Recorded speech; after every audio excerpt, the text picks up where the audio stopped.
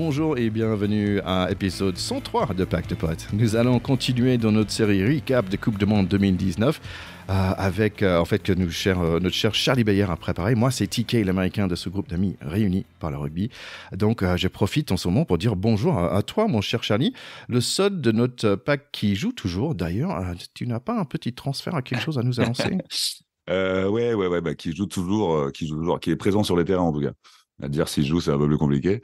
Mais on peut m'appeler la Girouette parce que après d'avoir quitté le Massif pour la CBB et la CBB pour le Massif, je retourne à la CBB en quittant le Massif l'année prochaine. Donc, je retourne ma veste, mais toujours du bon côté. Bah, écoute, je te souhaite une très bonne saison et je pense que d'ici très peu tu vas commencer à faire des sprints sur les terrains, donc je pense bien fort à toi en août. La semaine dernière on est remonté dans le DeLorean de Back to the Future avec Marty and the Doctor pour retourner à la Coupe du Monde en Japon en 2019. On a vécu tous les matchs de l'équipe de France qui a fini malheureusement avec un défait contre Pays de Galles. Qu'est-ce que tu nous as préparé là, mon cher Charlie? Et ben après avoir suivi le parcours de l'équipe de France et le début des phases finales, enfin en l'occurrence juste un quart de finale qui nous a rendu un peu triste, mais bon, qui était un beau quart de finale de l'équipe de France quand même. On est allé replonger dans les phases finales à partir de demi-finale. En fait, il y avait eu le fameux Angleterre-Nouvelle-Zélande et en face un Pays de Galles, Afrique du Sud, moins épique. Clairement moins épique, on peut le dire comme ça. Mais très proche quand même, très proche. Très proche, oui, mais moins. Enfin, c'est-à-dire que c'était pas les Galactiques comme on a pu. Enfin, je ne ferai pas référence au match Pays de Galles, Afrique du Sud, comme je fais référence au match Angleterre, Nouvelle-Zélande dans mes discussions de soirée. Mais voilà, qui nous a amené à une finale flamboyante de Angleterre contre l'Afrique du Sud, où ça a été un combat de titans, un peu moins relevé, un peu moins de jeu, mais beaucoup d'envie, beaucoup de guerre, une guerre réussie par nos amis sud-africains. Ouais, et c'est là, je connaissais pas du tout vraiment cette équipe de Sudaf à ce moment-là. Et en fait, on va les revoir beaucoup, je trouve. Il y a beaucoup de qui reviennent de cette année aussi. Donc les champions en titre des Sudaf. Donc c'est intéressant de revenir sur ce match. Il y a que 4 ans parce qu'il y a beaucoup de gens qui vont être sur le terrain cette Coupe du Monde là. Donc merci mon cher Charlie pour tout ce travail que tu as fait de Edith. Mais de rien, c'était une vraie joie en fait de replonger déjà dans cette aventure de Coupe du Monde, de se souvenir de ce qui s'était passé il y a 4 ans, parce que l'équipe de France a beaucoup évolué et le rugby mondial aussi. Et c'était aussi très agréable de replonger dans notre aventure à nous, quoi, dans l'enthousiasme et l'innocence qu'on avait et qu'on a toujours d'ailleurs. Mais c'était un vrai plaisir et je suis très content de vous faire revivre et de revivre avec vous cette aventure Coupe du Monde 2019 en vue de ce grand choc qui va arriver et qu'on est vraiment impatient. Allez, tout de suite, c'est Nouvelle-Zélande contre Angleterre en 2019. Mais n'oubliez pas, nos chers écouteurs, de cliquer des likes et cliquer des abonnés pour tous les épisodes qui vont venir dans cette année pour ce Coupe du Monde. On a 15-16 épisodes qui vont venir, une par semaine environ, jusqu'à fin octobre. Et en plus, j'ai une petite surprise en novembre. Après le Coupe du Monde, j'ai une surprise pour tout le monde. Mais il faut abonner pour être là. Allez, bonne écoute à tout le monde. Pacte de potes, terrain 10. Samedi matin, nous avons eu un match vraiment d'anthologie. C'était un truc de formidable. L'Angleterre contre Nouvelle-Zélande. Nouvelle-Zélande était tout de suite prêt pour la bataille, mais je trouve que l'Angleterre était vraiment prêt pour la guerre. Ça se montrait tout de suite pendant le haka, par exemple, où l'Angleterre a montré qu'ils étaient vraiment prêts pour recevoir ce défi des Nouveaux-Zélandais. Et quel barrage! Le match démarre avec Tulagi qui marque dans les 90 secondes. Nouvelle-Zélande vraiment sur le recul, surpris. Tulagi aussi fait une interception 6 minutes plus tard, il passe à Johnny May et heureusement c'est la bonne défense d'un certain Scott Barrett qui permettent à la Nouvelle-Zélande de sauver un essai. On voit l'Angleterre vraiment en maîtrise pendant tout ce premier mi-temps. En 25 minutes, il y a un essai qui était rappelé parce que il y avait un écran. Tout de suite après, la Nouvelle-Zélande qui dans le 22 des Anglais, mais sans prendre des points. L'Angleterre, il ne reculait pas. Il avançait sur chaque contact. Il gagnait en mêlée, il gagnait des touches. Le 4 anglais, Itoje, il était vraiment formidable et on voyait après lui en tant que l'homme de match. Le défense anglaise, ils étaient pas là dans la pression comme l'Afrique du Sud était contre Nouvelle-Zélande. Ils étaient dans l'attente. Ils attendait, il forçait les décisions des Nouveaux-Zélandais et il plaquait pas à 1, pas à 2, mais plutôt parfois à 3.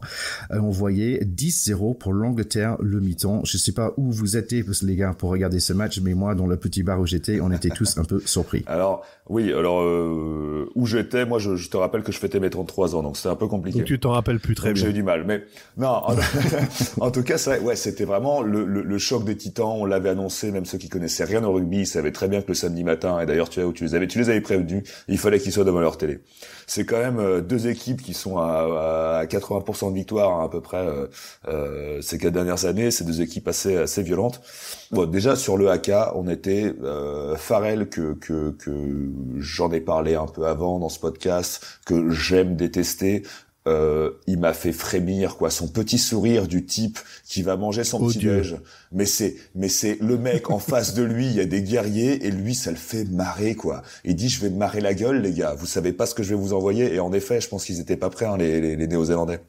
Mais tu as cité, Maro Itoje. C'est vrai que, bon, il a été énorme. J'ai pas assez de superlatifs, hein, on va me dire que je parle que des deuxièmes lignes encore. Mais, je pense que le fait qu'il a été homme du match, le fait qu'on parle que de lui, ça fait un peu oublier aussi la prestation de Courtney Love, qui a été, en fait, ils avaient un attelage mais d'assassins. Faut pas oublier qu'en face, quand même, Retallick, Whitelock, c'est des mecs, c'était la 54e ou 55e fois qu'ils jouaient ensemble. Ils avaient quand même des beaux animaux en face. Et les gars, mais alors, le premier ruck, mais dès le premier ruck, Maro Itoje, il a consommé 3 défenseurs, quoi. Et je pense que les Néo-Zélandais, ils ont été complètement désarçonnés. Il y a un truc qui m'a marqué, c'est que dès la 4e minute, t'as George Ford qui va piquer un ballon, qui arrache un ballon au pilier adverse, quoi. Donc t'as le 3/4 qui va t'arracher le ballon du près d'un animal. Ça en disait long quand même sur l'envie qu'ont montré les Anglais dans cette première mi-temps déjà. Ils ont fait une entame hallucinante. Royale. Et pourtant, comme tu l'as très justement dit, Thierry, Barrett qui reprend l'ailier, mais il reprend pas n'importe qui, Scott Barrett. Il reprend Johnny May, s'il te plaît, qui part avec les cannes. Et moi, je me suis dit, mais là, il y a essai. Et je n'en suis pas revenu qu'il le rattrape. Et s'il le chope pas, il y a 14-0 au bout de 2 minutes. C'est un truc de dingue. Donc, en fait, qu'il n'y ait que 10-0 à la mi-temps, quand tu regardes, si tu oublies la couleur des maillots, c'est pas les Blacks, une telle domination dans l'impact et la domination territoriale et de maîtrise du ballon qui que 10-0 à la mi-temps, c'est une énorme performance défensive des Blacks. Mais clairement, ils se sont fait complètement bouffer dès le début du match et en fait, ils ont pris, mais c'est comme un combat de boxe où tu prends un coup au menton sur le premier crochet du mec et en fait, tu t'en remets jamais de tout le match. Et même si tu vas au bout et que tu perds au point parce que ils sont pas si loin que ça, on peut pas dire qu'ils aient pris une raclée, etc. Mais ils ont été KO debout pendant tout le match. Donc, franchement, après, on peut y revenir un petit peu, mais il y a que 7-0 à la 25e, alors qu'ils ont fait que de courir après le score. Et là où les Anglais ont été exceptionnels, c'est que contrairement aux Sud-Africains au début des matchs de poule, quand ils ont joué, et les 20 premières minutes, ils ont agressé les Néo-Zélandais, mais ils n'ont pas marqué. Là, ils ont marqué au bout de 84 secondes. Les Néo-Zélandais, j'aimerais savoir depuis quand ils n'ont pas pris un essai d'entrée comme ça, en se faisant marcher dessus à ce point-là, parce que là, je me suis dit, mais ok, j'ai compris, ils ont donné le ton les mecs, et en fait, les Néo-Zélandais, on se rend bien compte aussi avec ce match-là que c'est une équipe qui est tellement habituée à dominer, et on oublie à quel point ils sont immenses, et en fait, je trouve que là, ok, ils sont tombés sur plus fort qu'eux, mais ça ne remet rien en cause de leur domination sur les 15 dernières années qui était exceptionnelle. Et en fait, là, c'est juste une équipe qui n'est pas habituée à courir après le score et qui ne sait pas batailler quand elle est un peu menée parce que très souvent, ils marquent 1 fois, 2 fois, 4 fois, ils ont 15-18 points d'avance et donc ça permet tout, y compris toutes les faiblesses. Oui. En fait, l'Angleterre, ils ont démarré le deuxième mi-temps exactement de la même façon. Ils étaient déjà dans les 22 des All Blacks tout de suite, avec un bel essai qui était encore annulé car en avant dans un mold. Donc, Théo, j'aimerais bien que tu m'expliques. Très sévère cette annulation-là. J'aimerais bien que tu m'expliques ça après, parce que pour moi, c'est du jamais vu. Bon, bref. Après, malgré cette décision, j'ai trouvé que l'Angleterre était quand même très serein et ils ont quand même mis les points de 3 points avec une pénalité. Dans la 55 minutes, on voit les All Blacks finalement commencer à mettre un tout petit peu le gage. Il y avait une touche ratée. C'est un raté des Anglais, quoi. C'est un raté des Anglais. C'est même pas. Ouais, c'est le seul erreur qu'ils ont fait. Et bouf, ça va intercept et essai pour Nouvelle-Zélande. Pendant 2 minutes, on peut dire que tiens, là, il y a un match parce que je pense que c'était 13-7, mais finalement, réaction immédiate des Anglais à notre pénalité, 16-7.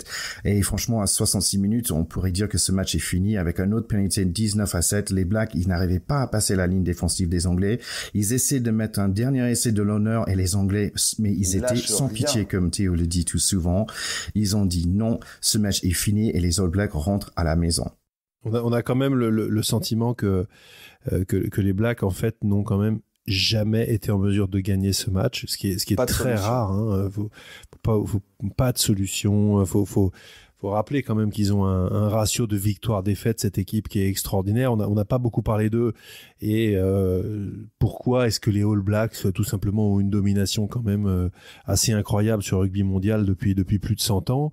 C'est pas par hasard. Ils ont une histoire très particulière avec ce sport. C'est un tout petit pays du bout du monde qui a créé son identité avec ce sport dans un mélange un petit peu de culture maori qui est une culture de combattants et les British qui sont une culture de la règle et de la dureté d'exécution et d'organisation. Et avec ça, ils ont fait monter une mayonnaise historique, une mayonnaise noire qui écrase ses adversaires depuis très longtemps. Et le rugby en Nouvelle-Zélande, pour ceux qui connaissent pas trop, c'est pas vraiment un sport, c'est une manière de vivre, c'est presque une religion. D'ailleurs, on voit très bien de temps en temps médiatiquement quand il y a un ancien All Black qui meurt, il y a des haka aux enterrements, ça devient carrément des trucs incantatoires qui dépassent complètement le domaine du rugby. C'est une manière d'être, voilà. Donc aujourd'hui qu'ils perdent contre les Anglais, qui sont aussi les inventeurs de ce jeu et qui sont juste au bout d'un projet exceptionnel de 4 ans, mené, on l'a dit, par une sorte de sorcier de ce jeu, etc., mais aussi une génération de folie. C'est honorable. Ils perdent avec leurs armes. Ils ont quelques jeunes joueurs dans cette équipe, beaucoup de jeunes derrière, plutôt des mecs expérimentés et un peu plus vieux devant. Et je pense qu'en fait, là, on a eu la confrontation entre deux équipes qui sont pas au même niveau d'intégration. Et moi, j'ai trouvé que dans cette équipe des All Blacks, il y avait une faiblesse de la morale collective. Et je pense que les avants ayant un petit peu failli, parce que Retallick et l'autre deuxième ligne, Whitelock, ont été pris quand même par leur vis-à-vis d'une manière incroyable, alors que c'est des mecs qui ont dominé la planète rugby il y a 3-4 ans. Et je vois, j'ai noté parce que ça m'a bluffé, à la 64-65e, tu disais 66e, on a l'impression que le match est fini. Tuilagi, il prend Retallick, il le découpe, et la minute d'après, Itoje, il prend Whitelock, il le découpe. Alors que c'est les mecs qui ont mis cette équipe dans le sens de la marche pendant des années. Ben là, c'est juste, les gars, c'est fini. Et derrière, ils sont un peu jeunes. Juste pour placer rapidement, donc Retallick, c'est le numéro 4, il me semble, en black, et c'est lui qui ressemble au gars de famille Adams, non, le bon. C'est lui le mort-vivant, ouais. Ouais. Ok, juste merci. C'est tout à fait ça. Et ces deux joueurs-là, voilà, ils ont énormément compté chez les Blacks ces quelques dernières années. Je crois que c'est Retallick qui a été meilleur joueur du monde en 2016 ou 17, je sais plus, un truc comme ça. Et là, bon, ils ont tout simplement été pris. Et derrière, moi, ce que j'ai trouvé, c'est que le centre du terrain, et en particulier le 10 et les deux centres, ont pas assez pesé sur ce match. Et c'est vrai que les Blacks, sur ces dernières générations, ils avaient quand même un numéro 10 comme Daniel Carter et un 3/4 centre comme Mahanonou. On les remplace pas comme ça. Je veux dire, là, ils ont une équipe de mecs qui sont en devenir. Le 10 a très peu pesé dans son jeu au pied. Godiou, il a sauvé un ou deux trucs. Et honnêtement, ce qu'il a eu de plus beau sur ce match, c'est quand même sa coiffure, qui est exceptionnelle. Mais à part ça, moustache et moulette, blonde, exceptionnelle. Enfin là, on voit la fin des années 70-80 qui revient à la mode sur le plan capillaire, et c'est toujours un petit plaisir. Mais blague à part, ils n'ont pas pesé. Donc parfois, après, ils ont essayé de chercher des solutions individuelles. T'as Barrett qui fait des coups de pied au-dessus, et puis ils ont fait beaucoup d'imprécisions, des en avant sur les renvois, on écarte, paf, le ballon qui tombe. Enfin, je veux dire, c'était pas les Blacks. Mais tout ça, pourquoi? Parce qu'ils se sont fait secouer comme des pruniers par les Anglais. Complètement. Je te trouve un peu sévère sur Godiou, parce que au-delà de moi, j'ai trouvé bon sur ce match. Au début de match, il a fait un ou deux sauvetages pas mal. Ouais, on le voyait quand même pas mal, hein, mais c'est quand même pour continuer un peu dans l'idée de ce que le rugby peut représenter pour eux. Il y a 2 pays au monde pour lesquels le rugby c'est le sport numéro 1, c'est le Pays de Galles et la Nouvelle-Zélande. Sinon, partout ailleurs, c'est le foot qui est prédominant. Et en effet, c'est des pays qui tournent autour du rugby. La Nouvelle-Zélande, c'est vraiment le pays du rugby. Après, juste, je rebascule vers l'Angleterre, où tu as parlé d'un projet de 4 ans. Où ils sont allés chercher ce fameux sorcier. Pour moi, c'est vraiment un projet de plus longtemps, hein, parce que déjà avec Lancaster, ils avaient amorcé un changement de stratégie et ils ont commencé, je trouve, même s'ils ont loupé leur Coupe du Monde 2015, ils ont commencé ce revirement vers le jeu, vers tout ça, déjà avec Lancaster. Pour continuer un peu aussi sur ce que tu disais, tu vois, c'est vrai que ce timbre à la 65e là de Itoje sur Whitelock, c'est en fait, ce match, par rapport à tout ce que tu nous décris un peu de ce qu'est la Nouvelle-Zélande et ce qu'est le rugby pour la Nouvelle-Zélande et la Nouvelle-Zélande pour le rugby, c'était un peu, pour moi, hein, quand j'ai vu ce match, c'est un peu, putain, c'est des humains, tu vois. C'est un peu Superman peut saigner, tu vois. T'avais un peu ça, quoi. Et je trouve que ça remet pas en cause ce qu'ils sont d'exceptionnels. Leur valeur, bien sûr que non, mais bien sûr que pas non, du au tout. contraire. Et on peut perdre quand même. Mais pour moi, ce timbre, il était assez représentatif parce que pour moi, c'était vraiment genre... le mec montre qui c'est Raoul, quoi. Et autour de ça, cette deuxième mi-temps, tu voyais que les Néo-Zélandais ne trouvaient pas de solution, qui perdaient leur duel, qu'il y avait un truc où c'était vraiment pas vraiment une chute, parce qu'en effet, comme tu dis, faut rien enlever à la qualité de ce qu'ils ont, de ce qu'a cette équipe. Mais c'était un peu putain, ils peuvent saigner aussi, quoi. Ils peuvent retomber. Bien sûr, c'est important.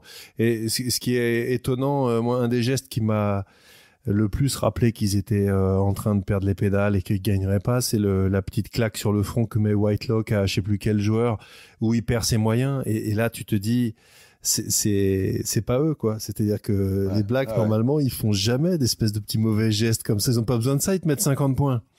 Et en fait, ils sont juste humains. Il y a des moments, t'es sur le terrain de rugby. Ceux qui nous écoutent, comme vous, les gars, on le sait, à un moment, t'en peux plus. T'as envie d'arroser le mec d'en face parce que, en fait, il est juste meilleur que toi. Et c'est très, très dur à supporter. Et c'est aussi ce qui fait la différence entre les grands joueurs dans un moment clé où ils vont être champions du monde et les autres.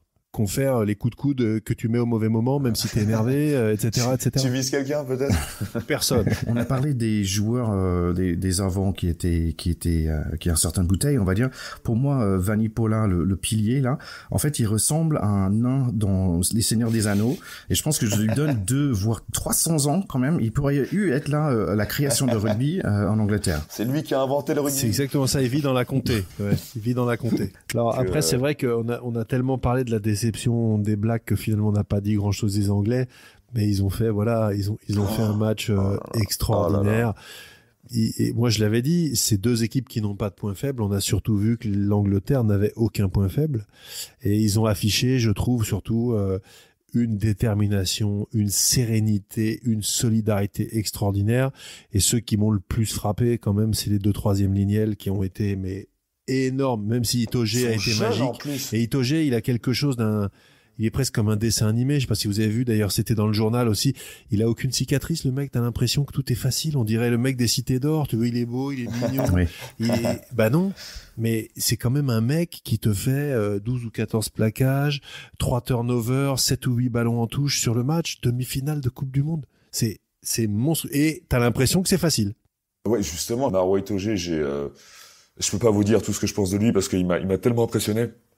Il y a cette image, tu sais, à la fin du match où il tombe à genoux, lentement, il enlève son casque, tu vois, il relève. C'est un guerrier, quoi. Putain, bref, c'était beau. Mais par rapport à la touche, il y a un truc quand même qui est mentalement, qui est très violent parce que ce mec-là, il était, tous les ballons étaient j'exagère, mais 90% des ballons étaient envoyés sur lui.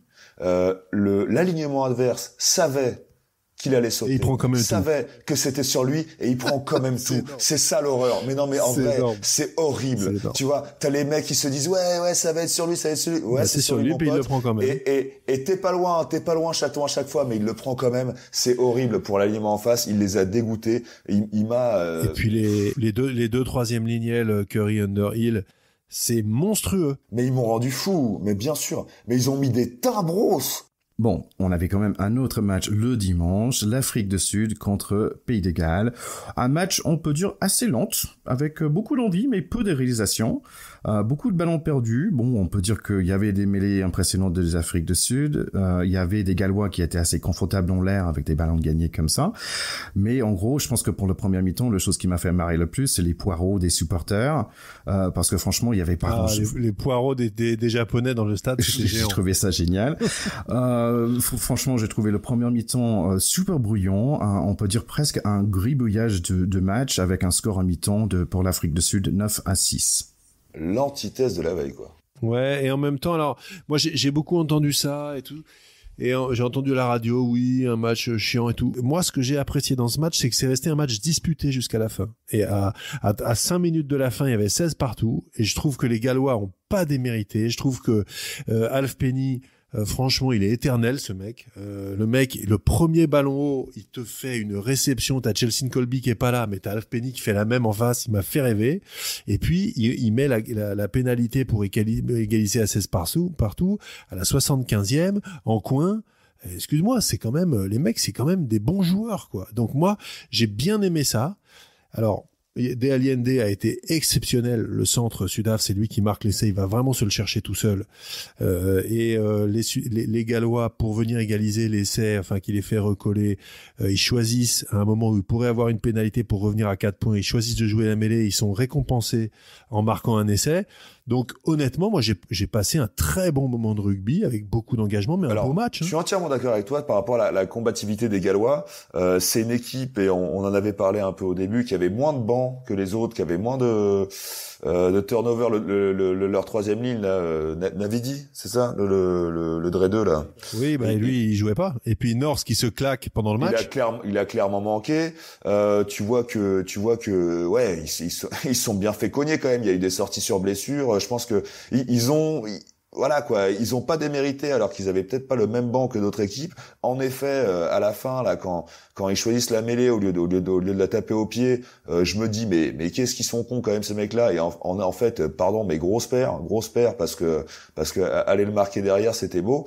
Donc en fait, la première mi-temps était chiante, pardon. Hein, moi, j'étais un peu en mode, voilà, beaucoup de jeux au pied, peu de rythme, tu vois, très fermé. Mais c'est vrai qu'à la fin, en fait, une fois digéré un peu peut-être ce contre-pied au match de la veille, hein, où on s'est dit merde, on s'attendait à peut-être 2 demi-finales d'anthologie. Il y en a eu une et demie, on va dire. Mais une fois digéré, c'est vrai que je me suis dit putain, quand même, les Gallois, ils donnent des leçons de volonté, quoi, de courage. Tu sais, moi j'ai un copain qui m'a rappelé là il y a pas longtemps en parlant du match contre les Français qu'ont perdu les Français. On avait quand j'étais jeune junior à la CBB, c'était Nick Mallette qui était l'entraîneur des seniors, qui était à l'époque en Fédéral 1, et il disait mais tu sais casser les couilles de l'adversaire, le faire péter les plombs, ça aussi c'est rugby. C'est vrai. Et c'est vrai. Voilà, le rugby, c'est pas un sport spectacle, c'est aussi un sport de clébard. C'est aussi un truc où on est là pour faire dégoupiller les mecs en face, les énerver, leur faire des conneries. S'il faut qu'ils prennent des jaunes parce que au bout d'un moment tu leur fais péter les plombs, t'es le plus malin. Ça fait aussi partie du rugby. Et Faf, il est un peu comme ça, notre Faf de Clerc. Avec le deuxième ligne là, putain, et j'ai pensé à vous quoi. Peut-être c'est pour ça en fait que j'étais un peu triste au premier mi-temps parce qu'en fait j'avais pas vu le Faf. C'est même dans mes notes, j'étais le Faf il est où? Il a fait un bon match. Oui, il a fait un bon match, mais il était moins évident que le match d'avant contre le Japon. Mais par contre, oui, le geste où il fait il fait déjà il fait un boulet, il attrape pas le ballon dans l'air et bon après il fait un super plaquage sur le 9 en face. Mais quand il y a le gros numéro 4 avec une jolie barbe un ball qui vient le choper, il le prend, mais il dit viens monsieur. Il doit être tellement énervant. Oh là là. Mais c'est ça, comme tu dis, c'est un match de chien, c'est un casse-couille quoi. Tu vois, le deuxième ligne en face, en vrai, il lui met une baffe, il dort pendant 3 semaines, Faf, mais il est là à rigoler pendant que l'autre le prend par le col. Faire dégoupiller le mec, ça aussi, c'est rugby. Exactement. Bon, pour revenir vraiment un peu par rapport au match, donc c'était 9-6 pour le premier mi-temps. Les Gallois marquent 9-9 en deuxième mi-temps. On voit un essai finalement, après un joli percé du 10 Sudaf Pollard. Il y a un course de 12 qui a réussi d'éviter Billard plus 2 autres Gallois qui marquent le premier essai du match, donc environ de 53 minutes. Repense après par les Gallois. Ils ont passé 5 minutes dans les 5 mètres face à une défense de Sudaf vraiment très très efficace. On avait parlé de ce choix endroit de mêlée, il y avait un pénalité. Au lieu de prendre les 3 points, ils ont pris la mêlée avec un super essai derrière. Audacieux, c'est audacieux. Vraiment. 10 minutes plus tard, on a 2 drops ratés de chaque côté, je pense. Finalement, un pénalité qui donne 19-16 pour l'Afrique du Sud. Et je pense que l'image de ce match aussi, c'est que dans le mêlée gagné par les Afriques du Sud, vraiment dans les dernières minutes, on voit tout le puissance de cette équipe et l'euphorie après. L'euphorie entre les mecs, ouais, c'est aussi ce qui faut jamais l'oublier, hein, ce qui fait de ce sport un sport un peu à part. C'est pour ça qu'on aime bien aussi les gars. C'est vraiment la communauté, la fraternité d'armes. On voit très bien cette mêlée. Je suis tout à fait d'accord avec toi. Il y avait pas mal de joueurs qui étaient sur le banc, qui étaient rentrés. Et là, ils font basculer finalement un match encore très indécis, 16 partout juste avant, sur une mêlée comme ça. Et là, quand tu joues devant, c'est des sensations extraordinaires. Et en fait, t'as vraiment des frissons, y compris quand tu n'es pas dans la mêlée, mais les mecs de derrière, ils ont aussi envie de leur sauter dans les bras. Et c'est cette dimension collective-là sur un petit combat gagné qui te fait basculer, qui est fantastique et qui donne vraiment, c'est vrai, je trouve la chair de poule même quand t'es devant la télé, quoi. Enfin, tu te mets à la place des mecs et tu te dis, mais oui, quoi, ils l'ont fait, c'est beau, quoi. J'ai aussi noté que Eddie Jones était à ce match-là. Et en fait, c'est la deuxième fois que je vois ça. Il porte un casquette de foot américain, en fait. Il a de Houston Texans. Et je trouvais ça assez bizarre que déjà Houston Texans, c'est pas une grande équipe de foot américain non plus dans la NFL. C'est pas on va dire, c'est pas des 49ers, c'est pas une équipe avec beaucoup d'histoire, c'est une équipe qui est assez jeune, en fait. Ouais, donc j'ai trouvé ça intéressant. Je me demande quel est le lien entre Eddie Jones et Houston Texans, quoi. Réponse dans la saison 2 de Pack de Potes. Voilà. On va du suspense. Une chose, c'est sûr, je pense qu'on va avoir des gens qui vont se pousser les uns les autres ce vendredi, en fait, parce qu'on a Nouvelle-Zélande, Pays de Galles. Et franchement, si c'était moi, j'aurais pas envie d'être le Pays de Galles. Oh là là, mais la vengeance, mais non, mais les All Blacks, ils vont être énervés, mais malheureux. Non, je pense que pour les Gallois, ça va être compliqué, hein. Ça va être un peu dur. Surtout qu'encore une fois, on en reparle, ils ont moins de bancs que les autres, ils ont moins tourné que les autres, ils ont perdu des mecs, là, contre l'Afrique du Sud. Je pense que des All Blacks énervés en face. Après, c'est des matchs de fête. Je pense que et on l'a dit, c'est des équipes qui ont des points communs. Je pense qu'il y a énormément de respect entre ces deux équipes. Donc moi, j'ai bon espoir que ce soit un match, enlevé, où on verra du jeu, où on verra des choses et où on verra surtout une fête du rugby avec des mecs à la fin qui vont célébrer leur amour de ce jeu. Je pense qu'on a vu beaucoup de belles choses sur cette Coupe du Monde et une affiche comme celle-là, qui est une affiche festive malgré tout, parce qu'il y a 3e ou 4e, tu t'enfuis un peu sur une Coupe du Monde, en fait, honnêtement, voilà. Tu les retiens pas, Tu les retiens pas et il y a pas d'enjeu. L'enjeu est très faible. Moi, je pense que ça va être un beau match. C'est de toute façon une belle affiche. Voilà, c'est deux magnifiques équipes. Elles sont tombées. Je dirais que les Blacks sont vraiment tombés sur plus fort qu'eux. Ils sont passés un petit peu à côté de leur demi-finale. Les Gallois, c'est pas le cas. Ils sont tombés les armes à la main. Ils perdent de 3 points. Honnêtement, il y a absolument rien à dire.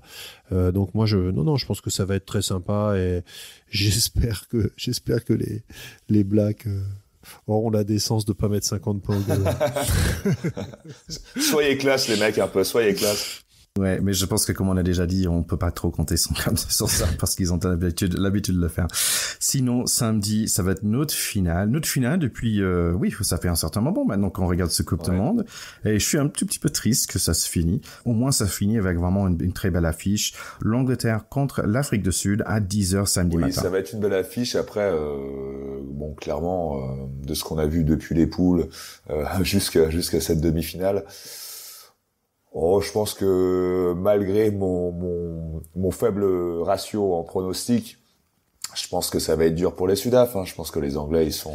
C'était une des affiches possibles de la finale. C'était un des scénarios, on va dire attendus. En tout cas, soit Angleterre, soit Nouvelle-Zélande, mais on savait que l'Afrique du Sud était une des favoris de cette partie de tableau.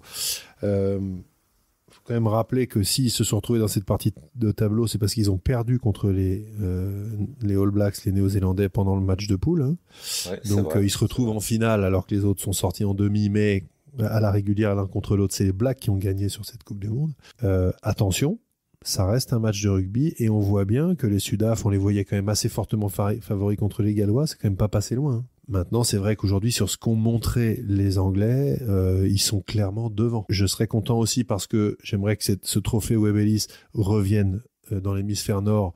Et là-dessus, les Anglais, je leur tire mon chapeau. Ils l'ont gagné en 2003. S'ils le gagnent ici, on est content que ce soit au nord. Pour la promotion du rugby mondial, c'est bien aussi que ce ne soit pas toujours les mêmes équipes qui gagnent. C'est très important. Mais attention, c'est un match, 80 minutes, 15 plus 7, 22 mecs contre 22 mecs. Ça peut basculer de l'autre côté.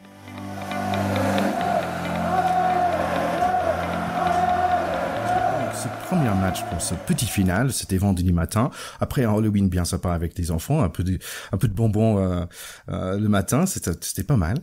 Il y avait quand même un sacré match et ça se voyait tout de suite. Nous avons eu Nouvelle-Zélande contre Pays de Galles et ça se sentait tout de suite. Il y avait un sentiment que ça allait jouer. Il y avait un essai dans les premières 5 minutes. Petit passe après contact très, très sympa par Ritalik, le mort-vivant. Ensuite, il y avait un petit côté de Nouvelle-Zélande qui a gagné 50 mètres, suivi par un bel essai de Beauden Barrett avec une croisée assez formidable. Le Pays de Galles, par contre, qui reste toujours dans le match. Il y a un essai de numéro 15 face à une défense qui a bien reculé, mais on voit que le Pays de Galles, ils sont là. Donc, 14-10. Le capitaine des All Blacks, Reid, il reprend ses Blacks et à 32e minute, on voit un essai marqué par la 14 suite à un contre-rock dans les 22 Gallois. 21-10 et bien sûr les nouveaux Z, ils ont fait ce que les nouveaux Z font à la fin de la première mi-temps. Un deuxième essai de Ben Smith après un raffut de dingue. Il est 28-10 pour le mi-temps. Alors ce raffut, c'est vrai qu'il faut quand même le regarder. Ceux qui nous écoutent là, faut absolument, si vous n'avez pas vu ce match, voyez juste au moins cet essai-là avec le raffut qui est juste gigantesque. Et c'est vrai que là, le pauvre numéro 9 gallois, mais c'est quand même assez humiliant. Donc le deuxième mi-temps a démarré exactement le même. Il fallait juste 1 ou 2 minutes pour que le All Black Ryan Crotty marque après un passe super sympa de certain Sonny Boy Williams. C'était un match un peu raccourci pour un Patchell et aussi notre Alwyn Jones qui est parti en environ 50-60 minutes. Quand même, on voit que le Pays de Galles reste dans le match avec un essai de Josh Adams, son 7e. Il est quand même leader de ce Coupe du Monde avec 7 essais marqués. Un essai d'avant, qui a rien à voir avec les essais d'Eliott qu'il met d'habitude. Il a été chercher le ballon dans un petit tas pour planter derrière la ligne. Ouais, quand même important. Je pense qu'il y avait 19 ou 20 phases de jeu qui a vraiment montré cette côté borné, pas borné, c'est ça, mais borné, c'est bien ça, borné. De cette équipe galloise. Ils voulaient pas finir avec que 10 points. Pour finir, un essai du numéro 10 All Black pour passer à 40-7. Un score final assez logique, mais sans honte pour les Gallois qui ont pu quand même livrer un match assez sympa à voir. Oui, moi, ce que j'ai trouvé dans ce match, c'est que assez vite, on a quand même compris que les Blacks allaient s'imposer. C'est vrai que 12-0 au bout de 10 minutes, un truc comme ça. Et quand ils commencent comme ça, les Blacks, tu les reprends pas. Et j'ai eu le sentiment quand même que presque les Gallois avaient pas envie de les battre, quoi. C'est-à-dire que tous les gens qui aiment le rugby ont tellement souffert de voir les Blacks se faire marcher dessus comme ça en demi-finale de la Coupe du Monde par les Anglais, que en plus aller leur faire perdre la petite finale, c'est un truc qui s'apparentait quasiment à de la lèse-majesté. Et ils ont voulu faire un beau match, les Gallois, et ils l'ont fait. Ils ont absolument pas à rougir. Mais grosso modo, il fallait que les Blacks gagnent ce match. Ils avaient plusieurs joueurs qui allaient arrêter, que ce soit Sonny Bill Williams, Kieran Reid et compagnie. Ils pouvaient pas finir sur une défaite. Et le parcours des Gallois est très très honorable. Voilà, comme tu dis, Alwyn Jones, il sort à la 55e, il a sa petite ovation personnelle. Tout le monde est content, c'est la fin, c'est les Blacks qui gagnent à la fin et la logique est respectée. C'est un peu ça que j'ai ressenti quand même. Ouais, c'était la logique est respectée. Après, j'ai beaucoup pensé à toi, est-ce qu'on s'était dit sur les matchs pas folklore mais les matchs un peu plaisir quoi. Et c'est vrai que les All Blacks dégageaient une décontraction pendant les îles. Enfin ils étaient là pour finir en beauté, je pense, pour dire un bel au revoir à certaines légendes parmi eux qui arrêtaient. Mais c'est vrai qu'il y a eu comme tu disais à la 20e là sur l'essai des Gallois, tu t'es dit bon peut-être ça va jouer encore, mais en fait on a surtout vu de leur part de la combativité et ouais, de la fierté, c'est-à-dire ils étaient pas là pour en prendre 70. Exactement, ils étaient pas là pour baisser la tête. On n'est pas les Namibiens quoi, c'est un peu ça qu'ils disaient. Mais honnêtement, on n'a jamais douté que les Blacks avaient gagné ce match. Oui, c'est ça, c'est que très tôt, t'as vu que cette décontraction, elle venait aussi d'une maîtrise et tout. Je pense que j'ai aussi, dans cette idée de match du plaisir, c'est qu'il y a quand même un gros coaching quand avant l'heure de jeu, Steven Sen, il fait rentrer un peu tout le monde pour, tu sens que tout le monde croque un peu à cette Coupe du Monde. C'est l'esprit de ces matchs-là aussi. Ça reste des matchs un peu gigot-haricot quand même. On s'en fout d'être troisième. Exactement, il fait un peu croquer tous les copains et voilà quoi. Mais tu dis la logique est respectée parce que les All Blacks gagnent, et la logique est aussi respectée parce qu'on a vu une belle compatibilité de la part de ces Gallois qui ont eu une Coupe du Monde un peu dure au niveau des blessures, un peu dure au niveau de leur banc. On l'a dit un peu chaque semaine, et du coup ça a été assez agréable à voir en effet. J'étais étonné par l'effet que Nouvelle-Zélande soit tellement frais. Je trouvais vraiment frais après, déjà sur le terrain après d'être battu par les Anglais. Je trouve concassé par ouais, je trouvais un force mentale bravo. Et j'ai trouvé le Gallois toujours assez dangereux, comme un vieux boxeur en fait. Tu le tapes dessus, mais il est toujours là, il est toujours debout. Il essaie de prendre des points quand il peut, mais bon, c'était assez logique comme on a dit.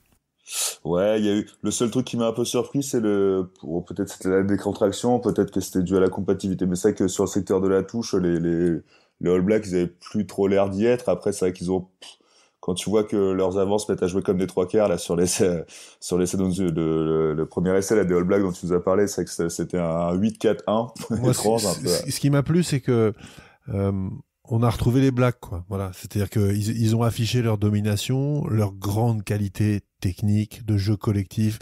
À un moment, ils sont tellement passés à côté de leur demi-finale que tu t'en prends à douter. Tu dis mais merde, c'est peut-être plus les Blacks.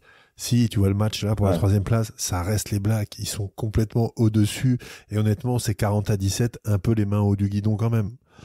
Donc moi, je suis très content pour eux qui finissent avec cette place-là. Et il faut aussi savoir, je pense que dans la culture néo-zélandaise, être All Black, ça signifie beaucoup pour les joueurs. Perdre, c'est quelque chose, surtout sur des matchs à élimination directe en Coupe du Monde et compagnie, c'est quelque chose qui dévaste complètement le vestiaire et les âmes et les cœurs. Et perdre 2 fois de suite, c'est juste quelque chose de pas envisageable. Allez, bon, c'est le moment pour parler du final. Donc, ce samedi matin, on a quand même eu le final, Afrique du Sud contre Angleterre. Un match très attendu qui a démarré très vite, malheureusement par un KO de numéro 3 anglais, Sinclair. On a vu par contre l'Afrique du Sud tout de suite dans leur match avec un défense vraiment attaquant qui a vraiment mis l'Angleterre en danger tout de suite. Beaucoup de pénalités, donc notamment je pense 4 dans les premières 10 minutes. Et après ces premières 10 minutes, on voit l'Afrique du Sud qui mène 3-0.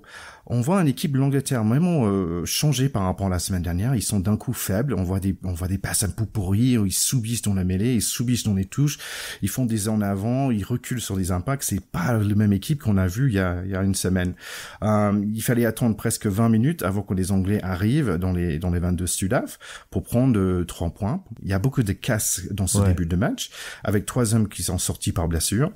On voit petit à petit ce score. Bon, il est ex-aequo à un certain moment 6-6, mais c'était après l'Angleterre a campé dans le 5 mètres de Sudaf pendant longtemps, mais ils n'ont pas réussi à marquer un essai. Donc en gros à 12-6 à la mi-temps, on voit une équipe Afrique du Sud vraiment qui mène. Théo, la semaine dernière, tu as parlé d'un match de Klebar. Et je pense que le début de ce match, c'était vraiment ça aussi. Oui, j'ai eu quelques retours d'ailleurs, hein, ça a fait marrer les gens. Mais c'est vrai, le rugby, c'est aussi un sport comme ça. Ça aussi, c'est rugby, comme disait Nick Mallette, qui a dû être content de voir son équipe défendre comme ça et s'acharner. Alors, moi, je sais pas, il y a beaucoup de choses à dire sur ce match, mais moi, je vois 2 tournants vraiment principaux. C'est effectivement cette sortie de Sinclair très très tôt et remplacée par Cole, par Dan Cole, qui s'est fait complètement croquer en mêlée. Enfin, c'est un peu indigne, pilier droit en finale de Coupe du Monde, se faire bouffer comme ça. Il a pas du tout tenu la route. C'est vrai que c'est un peu vieillissant. Ça interroge un peu sur le réservoir des Anglais à ce poste-là, parce que perdre son pilier, c'est un coup dur, clairement, mais le remplacer par un mec qui tient pas la route, c'est quand même très très bizarre. Théo, le mec en face s'appelle quand même The Beast, non? On est d'accord, mais The Beast, il est quand même un peu sur la fin. Il a fait son match, mais il est quand même un peu sur la fin de carrière. Et Dan Cole, merde, normalement, enfin c'est un mec, il devrait tenir son rang. Il a pas du tout tenu son rang. Et ensuite, je trouve que l'autre tournant, c'est effectivement cette séquence offensive finalement raté grâce à une défense héroïque. T'as 2 minutes sur la ligne des 5 mètres à la 30e. Si les Anglais marquent là, pour moi, ils passent devant et derrière, ils doivent arriver à faire s'inverser la confiance. En fait, ils ont complètement perdu confiance parce qu'ils ont raté leur début de match, alors qu'on a bien vu la qualité de leur début de match contre les Néo-Zélandais en demi-finale, où ils avaient été extraordinaires, ils avaient marqué d'entrée, ils leur avaient dit, mais attendez, c'est nous les patrons. Voilà. Et là, ils ont rien dit du tout. Et au moment où ils ont eu la possibilité d'accélérer, et sur cette action-là, la 32e qui se finit avec un moment où Owen Farrell en position de demi-mêlée qui se fait reculer par je sais pas qui, ils étaient sur les 5 mètres, ils se retrouvent sur les 40 mètres à coup de plaquage et de défense. Là, simplement, les mecs leur ont dit en face, non, les tauliers, c'est nous. Voilà. Et pour moi, après cette action-là, je me suis dit, ils y sont pas trop dans leur tête, ils sont pas dans un grand jour, et en plus là, il y a des mecs en face qui leur disent vous ne passerez pas. Charlie, est-ce que tu as vu d'autres choses pendant ce premier mi-temps? Alors ouais, pour moi, j'ai effectivement noté les 2 faits de jeu là dont vous avez parlé. Pour moi, c'était le plus progressif parce que tu avais cette sortie de Sinclair remplacée par Cole qui effectivement a morflé. Donc première étape, on voit qu'en mêlée, ils ont du mal, ils subissent. Après, vers la 10e, 11e minute de jeu, on sent que l'ascendant, alors les passes étaient mal ajustées, il y avait un peu ils avaient du mal un peu les Anglais, mais t'as Maro Itoje qui repart faire sur Maro Itoje, qui met les mains sur le ballon, qui commence à gratter, il s'est fait défoncer. Bon, évidemment, il reste debout parce que c'est un guerrier, mais tu sens que voilà, il va pas pouvoir s'amuser comme la semaine dernière. Tu vois, déjà, c'est un autre signe. Pareil, à la 14e, 15e, Lowe's, qui était impérié la semaine d'avant, se fait contrer en touche. Tu sens qu'en fait, toutes les phases où ils avaient des certitudes, en fait, la semaine d'avant, ils se font bousculer. Mais pour moi, c'était vraiment progressif. On voit que chaque fois qu'il y a une phase où ils vont pouvoir s'exprimer, ils se font niquer et on arrive effectivement à la demi-heure de jeu, là où il reste 2-3 minutes, mais à se défoncer. C'est là où il y a 2 blessures en face. Là, c'est là où le deuxième ligne sort avec l'épaule en vrac, où le talonneur aussi Sudaf sort. Enfin, c'est une séquence, mais d'une violence inouïe. Et ils repartent avec 3 points.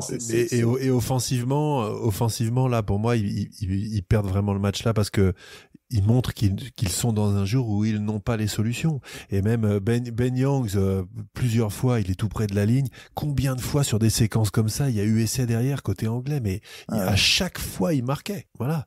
Et surtout que expliquer, je pense qu'il y a des équipes, si tu leur dis Poulet, en fait ce qu'on va faire c'est te rentrer dans la gueule, tu vas voir, ça va être dur. Je pense qu'il y en a qui peuvent trembler, mais toutes sauf les Sudaf en fait.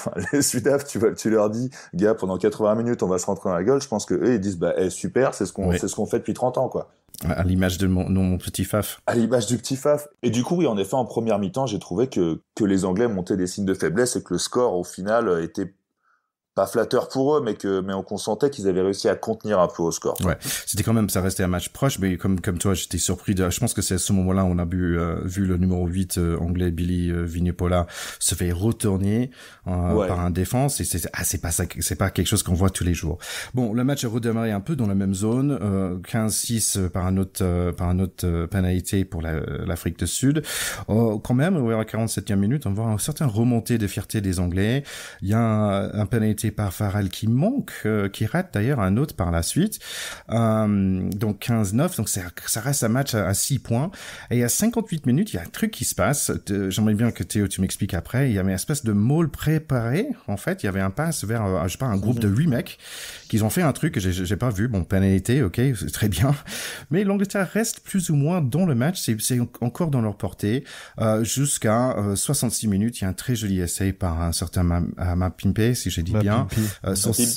Mapimpi, c'est son 6e essai du tournoi. Et finalement, un autre temps fort des Anglais, mais encore 0 points. Ça finit par 2 autres en avant des British dans ces dernières minutes. Et finalement, on voit 73 minutes, il y a Chelsea Colby qui fait un super essai individuel. Il dépose gentiment notre ennemi favori Owen Farrell pour marquer l'essai de la victoire. Ça finit 12 pour l'Angleterre, 32 pour l'Afrique du Sud. Comme on dit sur cet essai-là, il lui a laissé sa carte de visite. Hein. Ça fait mal. Hein. Cet essai-là, il est quand même hyper humiliant, et on le voit d'ailleurs c'est symbolique, hein, que ce soit Farrell qui rate le plaquage, et ensuite tu vois quand il va marquer, celui qui dépose et qui baisse la tête complètement sur son maillot ensanglanté, c'est symbolique, c'est Billy Vunipola qui essaye de venir défendre, mais il est à la rue aussi, il n'y arrive pas, et là-dessus ils savent que c'est perdu, quoi. Voilà, là ils savent que c'est terminé, donc c'est extrêmement dur pour eux. Effectivement, tout a basculé vraiment en termes de score après la 62e, parce que à la 62e, tu as encore que 18-12, ce qui est très peu. Enfin, je veux dire, il y a plein de matchs qui peuvent se retourner encore à ce stade-là. Mais moi, je trouvais que la défaite était déjà dans les yeux des Anglais. Ils étaient sortis du match complètement. Et d'ailleurs, Watson, là-dessus, à la 62e, se fait pénaliser par une faute ridicule où il vient bousculer un mec sous le ballon. Mais tu peux pas faire ça en finale de Coupe du Monde. C'est une faute de cadet. C'est invraisemblable de faire ça. Et là, pénalité. Et puis ensuite, voilà, on sait ce qui s'est passé. N'oublions pas que sur l'essai de Mapimpi, l'action que fait le 13, qui fait une passe quasiment aveugle pour Mapimpi, elle est magnifique. Et Ben Youngs, il se demande encore où est le ballon. Il a rien vu, il a rien compris.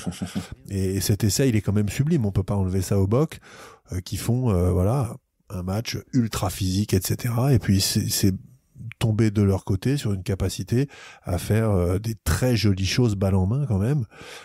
Moi, ce que j'ai beaucoup aimé sur ce match aussi, et pendant toute la Coupe du Monde, c'est le match d'André Pollard et de Allende, le premier centre Sudaf, qui font un match au centre du terrain quand même énorme, les deux. Et André Pollard, il arrive à Montpellier, ça va faire bobo en top 14. On en reparlera peut-être, les gars. Mais bonjour le joueur que c'est quand même.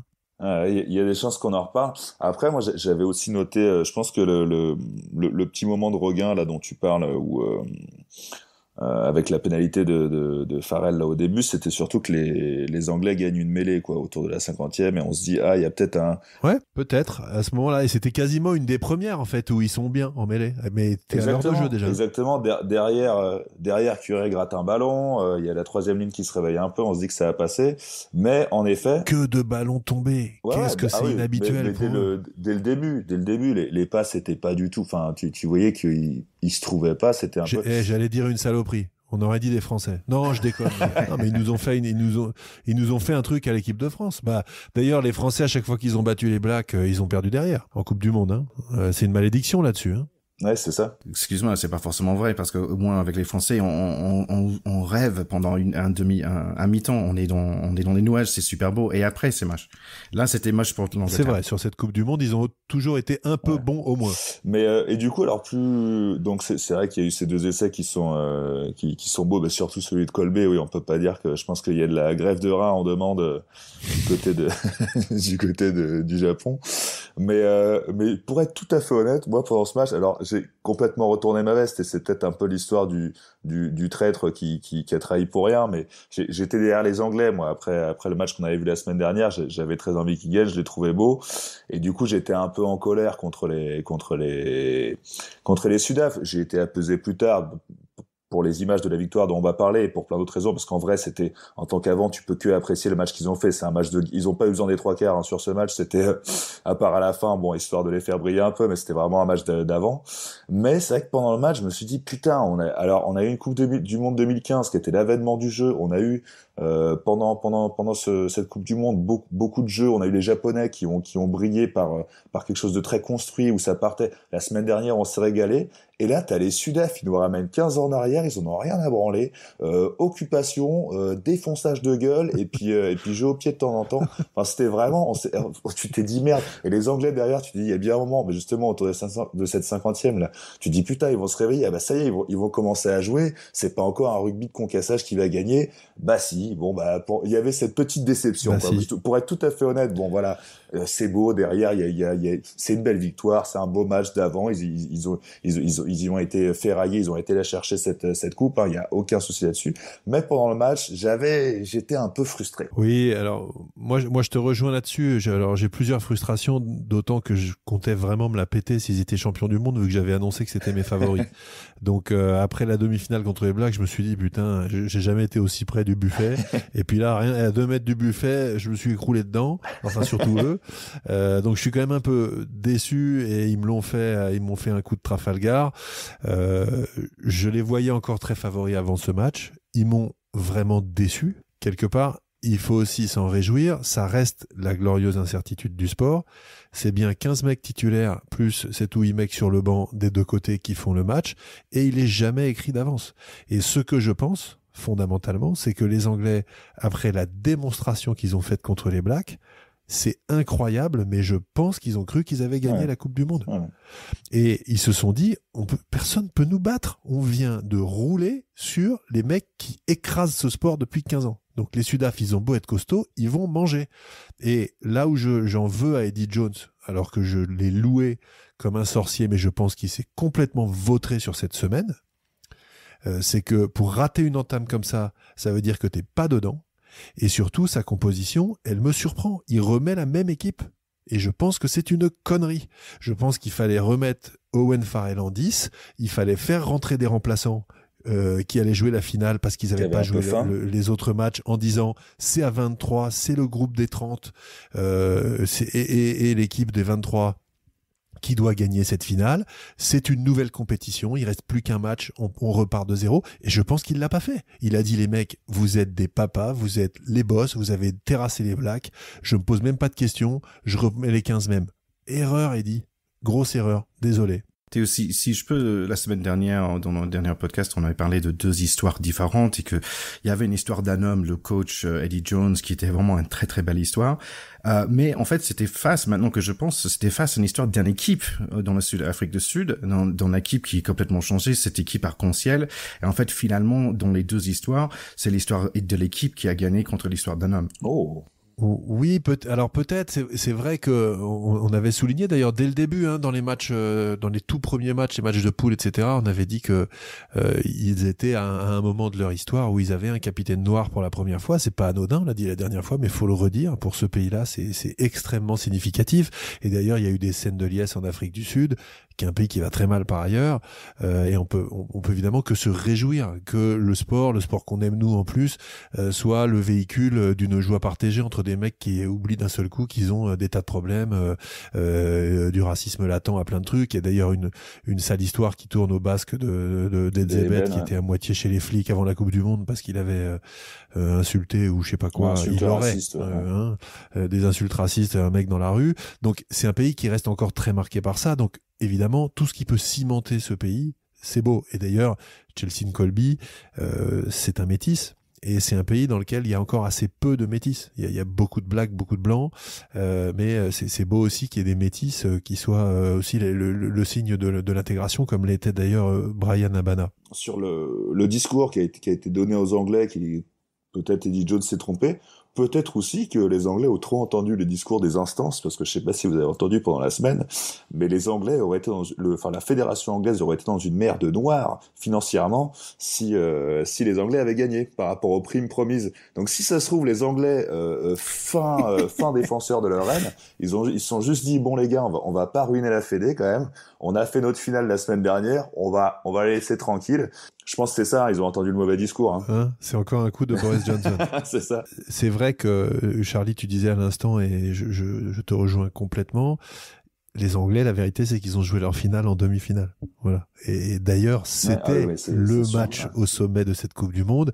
C'est ce qui rend ces compétitions aussi, là, parfois un peu imparfaites. C'est que, moi, je crois quand même que, à part ce match raté, les Anglais auraient mérité avec l'équipe et ce qu'ils ont montré et le fait de battre les Blacks comme ça, d'être sacrés champions du monde et meilleure équipe de cette coupe. Et faut quand même pas oublier que les Bocs, qui sont champions du monde, ont perdu contre les Blacks au premier tour.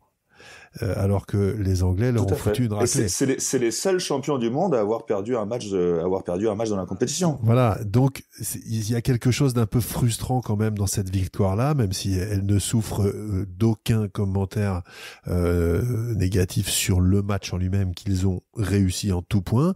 Et pour le coup, là, je pense que leur coach Erasmus, lui, moi je le connais pas beaucoup, je sais juste qu'il avait été le coach du Munster, donc c'est un mec qui connaît bien le rugby européen aussi, qui connaît bien certainement la mentalité anglaise, etc. Il a dû trouver les mots, pour que ces mecs-là aillent chercher les ressources et renversent les Anglais en les prenant à leur propre jeu, parce que effectivement les Anglais, eux, se sont troués complètement sur ce match, tout ce qu'on peut dire. Bon les gars, on peut dire que ce Coupe du Monde est fini, malheureusement, c'est un peu triste, mais quand même on a pas mal de awards et des choses à en parler. Juste rapidement, pour chacun de vous, on va dire Charlie d'abord, quel était ton bilan de ce Coupe du Monde? Alors un bilan global comme ça, moi je me suis régalé. Il y a plein de trucs en vrac qui me viennent à l'idée. Déjà le parcours un peu mieux qu'on ne l'espérait de la France, où je suis assez content. Les petites surprises qu'on a vues, l'Uruguay qui a battu les Fidji, c'était un beau moment avec notre petit German Kessler aussi qu'on a adoré. Il y a eu le parcours du Japon évidemment qui a été aussi au-delà de ce qu'on attendait, mais dans la manière surtout, dans l'engouement qu'ils ont porté, ça a été formidable. Et puis peut-être pour conclure un peu cette impression générale, mais j'ai sûrement oublié plein de trucs et cité des trucs pas bons, mais sur l'impression générale, il y avait aussi pour moi tout l'à côté, quoi. C'était vraiment une fête, vraiment. On l'a senti de la part il y a pas eu de drame, il y a pas eu si, il y a les Uruguayens apparemment qui ont retourné un peu, mais sinon il y a pas eu d'à côté, il y a pas eu de problème, il y a pas eu d'équipe qui a dégénéré ou qui a mal parlé ou qui s'est embrouillé en conférence de presse ou qui a ruiné un hôtel ça a été que de la confrérie. C'était une très belle Coupe du Monde. Et juste, pardon, il y a eu les matchs annulés où c'était le bémol, mais voilà. Oui, moi je commencerai par la fin. Moi je suis toujours pas réconcilié avec World Rugby sur les matchs annulés non délocalisés. Je ne leur pardonne pas qu'il n'ait pas prévu de plan B pour ces matchs-là. Donc après ils ont certainement des bonnes raisons.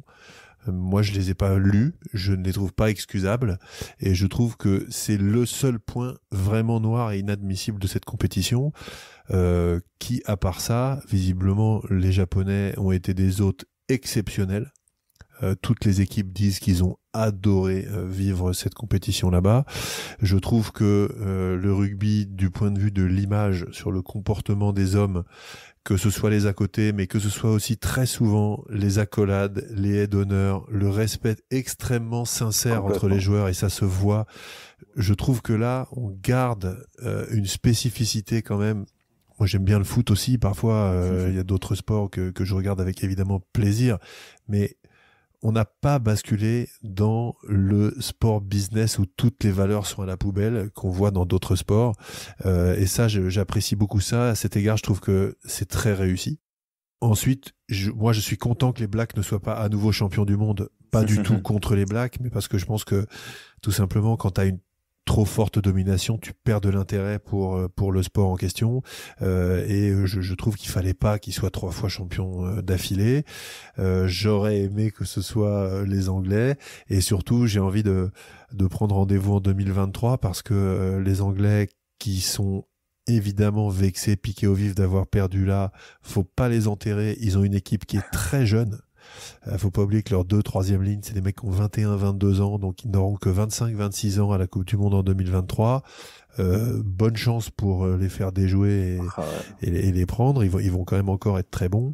Et je pense qu'en 2023, où ce sera en France, nous, le pack de potes, on sera probablement à ce moment-là le podcast numéro 1 mondial en sport. Et franchement, je pense qu'on va juste s'éclater. Donc c'est surtout une grosse envie de rendez-vous. Ouais. Ah, selon les premières estimations. Enfin, on va pas balancer tous les chiffres, mais là, c'est juste énorme. C'est vrai qu'on a vraiment pris plaisir, et c'est vrai qu'en fait, c'est dommage que c'est tous les 4 ans, parce que j'aimerais bien que ça se passe bientôt, cette prochaine Coupe du Monde. Ouais. Et qu'on a vu des belles choses de l'équipe de France. Je suis content déjà, je pense qu'on a fini sur plutôt une bonne note, même si le match était pas super pour la France. Déjà, il y a plein de trucs dans la presse qui disent, tiens, regarde l'équipe qu'on va avoir en 2023, et on se projette en France. Et ça c'est toujours une bonne chose, donc c'est un point positif, je pense, pour la France. Bon, encore, Charlie, c'était super de revenir sur tout ça. Merci pour ton travail de edit. C'était vraiment bien sympa de ta part. C'est un vrai régal de se replonger dans cette aventure. Ça ne me donne que plus faim pour la Coupe du Monde à venir, parce que ça me rappelle toutes les émotions qu'on a vécues il y a 4 ans et qu'on va revivre, je pense, en mieux, puisqu'on ira plus loin et que c'est chez nous. Et j'ai vraiment très hâte que cette Coupe du Monde 2023 commence. 8 septembre. Exactement. Allez, tout le monde, n'hésitez pas à partager ça avec vos copains rugby, fans de rugby ou membres de famille. Si vous avez un oncle, un cousin, une tante qui aime bien le rugby, on va laisser ce lien.